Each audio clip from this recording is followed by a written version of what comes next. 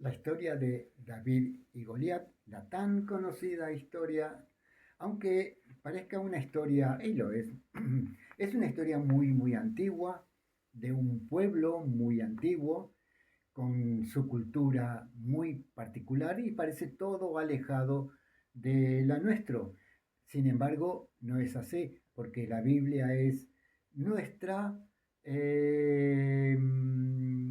¿cómo es? Nuestra historia, digámoslo así. Es nuestra biografía, esa era la palabra. La Biblia es nuestra biografía y los protagonistas son cada uno un estado de nuestra conciencia espiritual. Es decir, que los protagonistas somos nosotros, aunque parezca que es de otro tiempo, es de nuestro tiempo. Y la Biblia nos habla a nosotros, porque si fueran historias antiguas solamente, entonces no tendría el efecto que debería tener. ¿Tiene el efecto que debería tener? Bueno, según cómo tomemos nosotros lo que llamamos la palabra de Dios. Y sí que lo es porque habla a nuestra conciencia, porque habla a nuestro espíritu. Y la historia de David y Goliat es muy particular, es muy buena historia. Ningún guionista de película, que son muy buenos en hacer guiones, se le ha ocurrido historias como las de la Biblia, pero sí que toman las historias de la Biblia para hacer películas, grandes producciones de películas. Eso está bien. La historia de David y Goliat es la historia de la lucha del el bien contra el mal. Por eso es interesante. Por eso nos interesa, nos toca tan de cerca. Es la historia y la lucha de el débil contra el fuerte. Es la lucha de el bueno contra el malo. Tenemos a Goliat, que representa el miedo. Si todos hemos, si no leído la historia en la Biblia, lo hemos visto en películas, sí estamos bien enterados de quiénes son David y Goliat. Y el Goliat representa el miedo. Difícil que vayamos a tener un enfrentamiento a muerte con un gigante de carne y hueso, pero que no. Pero Goliat en ese tiempo y en la historia era el representante para nosotros ahora de el miedo. Pero David era el valor. Cuidado, David somos nosotros y sus lecciones, las lecciones que sacamos de aquí son muy interesantes. Tenemos algunas particularidades de Goliat y algunas particularidades de David que son muy interesantes.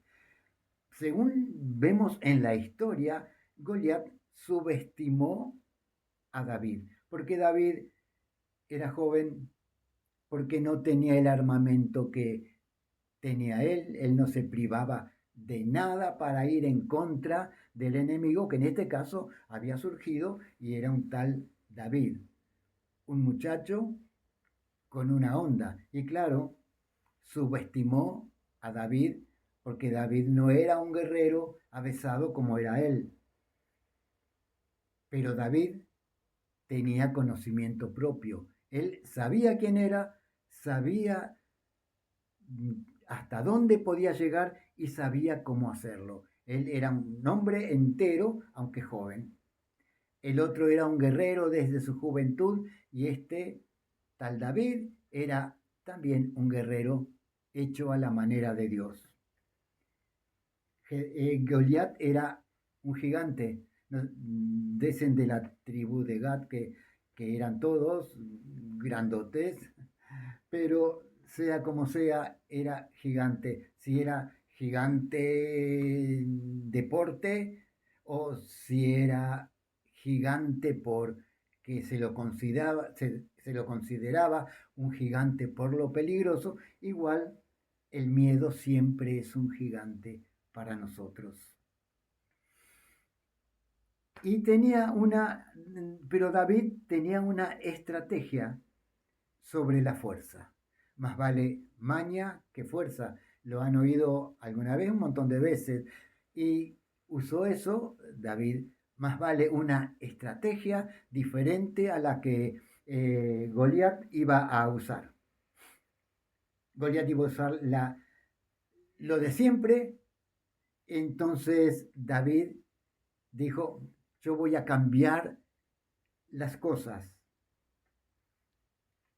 Goliat representa la arrogancia del poder. Y en todas las escalas de la vida, el que tiene el poder corre el peligro, por lo menos. Y generalmente lo usa porque se vuelve un arrogante, con un poquito así de poder. Es un arrogante. Cualquier cosa, porque lo ascendieron en el trabajo, porque pasó de ser un miembro común y corriente, lo ascendieron, por decirlo así, a diácono, olvídate. Porque es pastor, olvídate. La arrogancia del poder va a estar ahí. Algunos no, gracias a Dios, algunos no. Son confiables y no son arrogantes porque Dios le dio una pequeña cuota de poder. Eso era Goliat. Y David era el héroe inesperado, porque nadie esperaba que David gane esa batalla. Y a veces nosotros mismos ya nos damos por perdido en un gigante que da miedo, entonces directamente ni yo espero ganar una batalla así. Y no hago bien en hacer eso, porque la tengo que ganar, porque si no es un tremendo desastre que yo no gane esta batalla, por más que el que esté enfrente es un gigante. Se usaba en aquellos tiempos un hombre de un bando y otro hombre del otro bando para no hacer una lucha general donde corriera tanta sangre, donde hubiera tanta pérdida. De cualquier manera, el que perdía, perdía muchísimo. Por ejemplo, vamos a ver una cosa. David era eficiente en lo suyo. Y él decía, yo cuando cuidaba las ovejas de mi padre, yo hacía esto, aquello, esto, otro, yo hacía lo que tenía que hacer. Él sabía quién era, él sabía el valor interno que tenía. Y era eficiente cuando venía un lobo, cuando venía un oso a atacar sus ovejas, él sabía lo que tenía que hacer. Él las cuidaba de manera eficiente. ¿Qué hacía? Él era pastor de ovejas. Él no era un guerrero, era un pastor de ovejas. Y como pastor, él alimentaba las ovejas, pastoreaba las ovejas, la misma palabra pastor lo dice, y era eficiente en hacer ese trabajo. ¿Ok? Otra cosa, rechazó la armadura que le quisieron poner. ¿Cómo va a ir a la guerra sin armadura? Pero es que la armadura es equivalente a las ropas religiosas que nos ponen en las iglesias cuando queremos enfrentar la vida. Y con las ropas religiosas, como decía David, yo no puedo andar con esto. No me es natural y no estoy acostumbrado. Ahora, entré a la iglesia, ¡pum! Una ropa que no me deja caminar. No puedo caminar, decía. Y rechazó eso. Nosotros no podemos rechazarla porque donde la rechacemos, perdemos la batalla y no contra Goliat. Se apartó de la mala onda. Y eso es muy importante. Porque los mismos hermanos le tiraron con todo al pobre David. ¿No ves que tú abandonaste las ovejas y has venido para ver la batalla? Por eso has venido. Bueno, entonces David se apartó de ellos, que le tiraban la moral abajo, y se fue a preguntarle a otros grupos cómo era esta cuestión de Goliat. Y le dijeron, mira, sale un paladín, ya lleva 40 días, acechando y retando al ejército de Israel y estamos todos, pero todos, con tanto miedo que es como si ya hubiéramos perdido la batalla. Y David dijo, yo iré y le ganaré. ¿Y qué usó? Un arma inusual. Usó un arma inusual, que no era un juguete, precisamente. Aunque el nombre de Honda o Gomera o como se le llame en cada lugar parece un juguete, pues no era un juguete. Juguete es lo que nos dan para que vayamos. Bueno, mejor no sigo con este punto. Usó un arma inusual. ¿Por qué tiene que ser todo igual a través de tantos años? Los mismos coritos, los mismos himnos, la misma forma de culto, la misma forma de hacer las cosas, la misma forma de pensar. ¿Por qué? ¿Por qué yo no puedo ser yo y enfrentar a mi enemigo?